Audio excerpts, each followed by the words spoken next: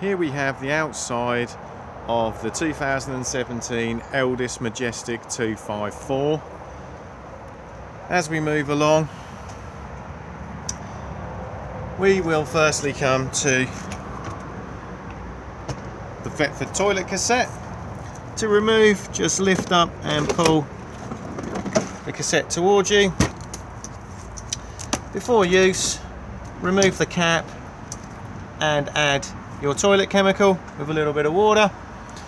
This is also where the cassette is emptied from. Just remember to hold the button in just here to release the vacuum inside. It is also advisable to keep this seal lubricated. Thetford do their own seal lubricant, but any silicone based lubricant is fine. This is also a nice quick and easy way of giving the cassette a good clean out. You can also, as you can see it lined up just here, also rotate the whole section and remove if you need to give the cassette a really good clean out, or if there's something caught around the float mechanism. All of these are now on wheels with extendable handles.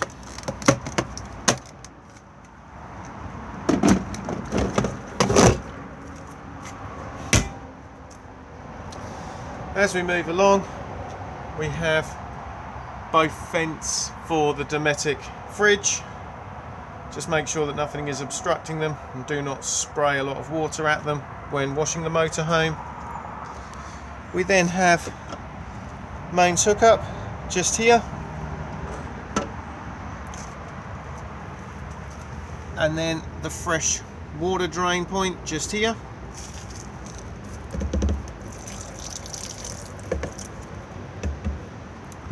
Above, we have access underneath the fixed bed, and then beside this we have the gas locker. We have two Gaslow bottles in here, so the regulator just sits here, which is also fitted with a crash valve underneath. These crash valves can also sometimes be triggered by going over a bump violently, so if you're not getting gas into the van, it's always a good idea to just come to this green button and just hold it in for about 4 seconds to reset the crash valve. You'll see coming off the regulator, we have the crossover valve just here for the bottles. So if we're set basically in the middle, just here, if both bottles are turned on, we will be feeding off both at the same time, or we can individually feed off each one, like so. Bottles on and off on the yellow knobs just here, and they also have gauges on them.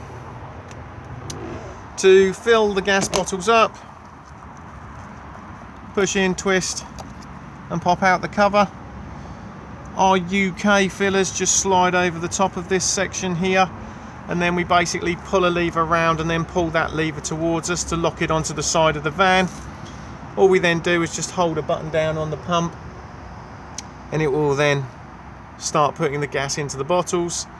You then put in as many litres as you want, or you just wait until it clicks off exactly the same as a petrol pump would, and then it's just release the lever, twist and remove.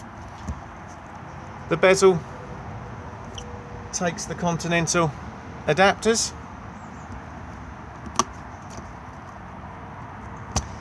Above this we have fresh water into the van. Just push it in, give it a bit of a wiggle, pop your hose pipe in to fill up the fresh water tank. As we come round to the back, we have the flue for the Aldi boiler. We do not need to do anything with this, just make sure that nothing is obstructing it. And then we have the Fiamma bike rack, so pop your bikes on here. These through the wheels, they do move about depending on the size of the bike, and then attach the arms around the framework. Above we have the rear view camera. And as we come round to the other side,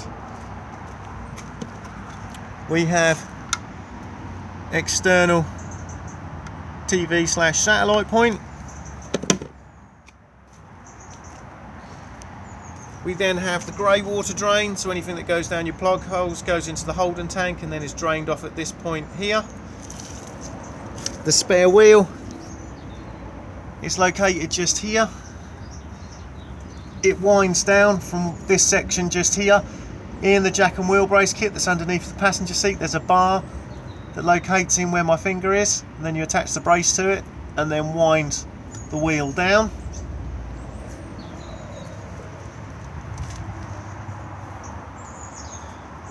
We then have the external barbecue point. If you're going to use this, you need the barbecue adapter, which is about this long. You attach the hose of the barbecue to one end with a Jubilee clip, and then the other end just plugs in where my finger is here. It will then allow you to turn the gas on. To release it, just push on the collar, push it up, and it will then pop back out.